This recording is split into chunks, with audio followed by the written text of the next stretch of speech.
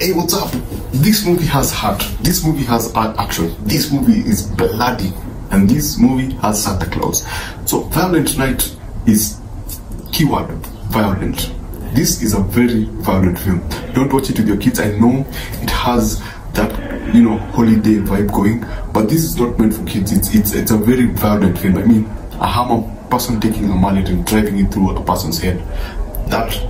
And that's not like the worst part. There are other like super violent scenes in this film. Don't watch it with your kids. If you like 90s film like Die Hard, this is Die Hard, Home Alone, and all those wacky Christmas movies of the 90s brought together. This is David Harbour, perhaps playing one of the best roles outside Stranger Things. This is John Wick. If John Wick was Santa Claus, and only a much more violent John Wick if he was Santa Claus. I love this film.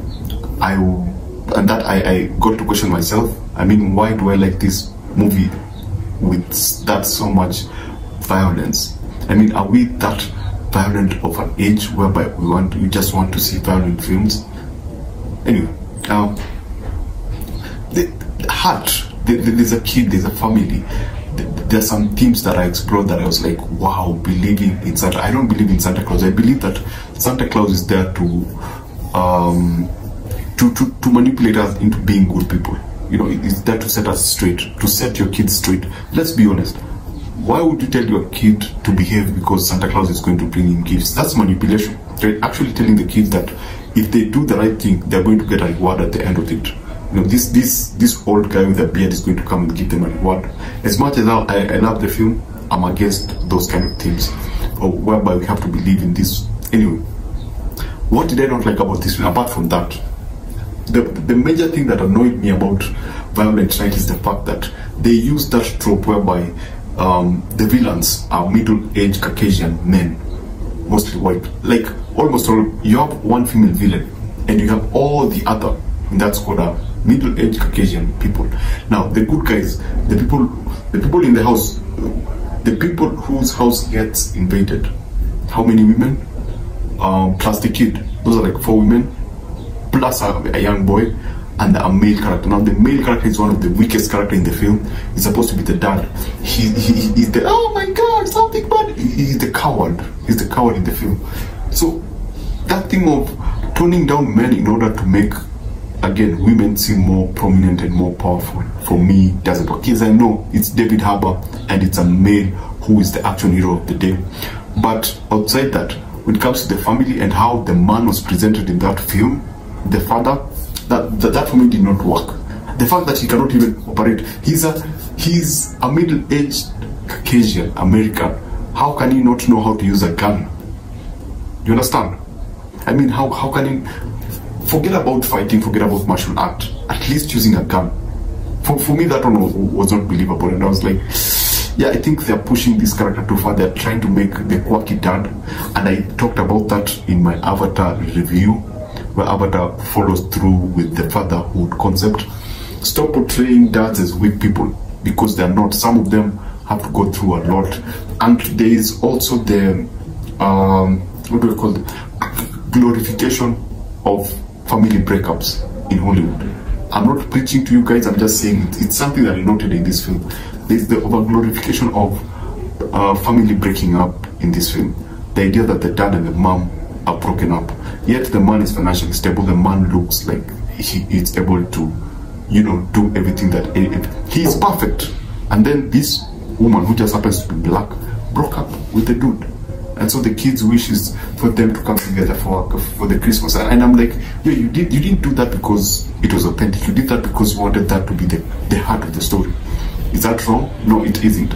But you didn't have to make it so. You didn't give, you know, if 2 people break up, you don't tell the audience that they've broken up. You show them why they broke up. You show the shitty side of the husband, or you show the shitty side of the wife. So that as the viewer, I can look at that and go like, yo, I understand why they broke up.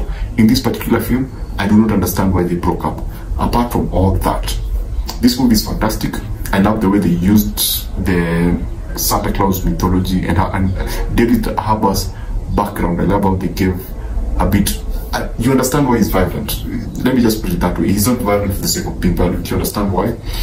And it's and the idea of magic, the way it's presented, and the arc. They gave Santa Claus an arc, and I love that. I love that about any other film. Give your character an arc. The person that we meet is not the person that we're supposed to live with.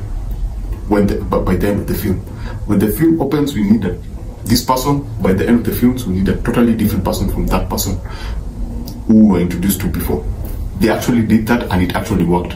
The last thing about this film that I truly love is that it's funny. It's funny. They ground the humor, and they put the writers of the screenplay were able to give the character a sense of presence. What do I mean by a sense of presence? Two characters are talking. Something happens. They react the way they would have reacted at that particular present time.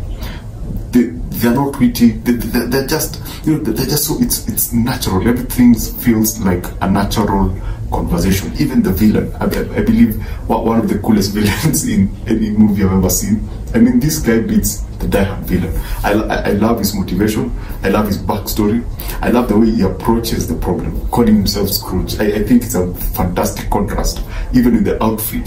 That was a fantastic villain. I truly enjoyed it, despite the fact that I'm complaining about Hollywood making women the good guys and entirely the bad guys, middle-aged Caucasian people. That I'll always complain about. But this particular villain, the head of the team, fantastic. So I believe you've seen Violent Tonight. What did you think about it? Did you love it? Did you hate it? Let me know, and thanks for coming through. See you on the next one.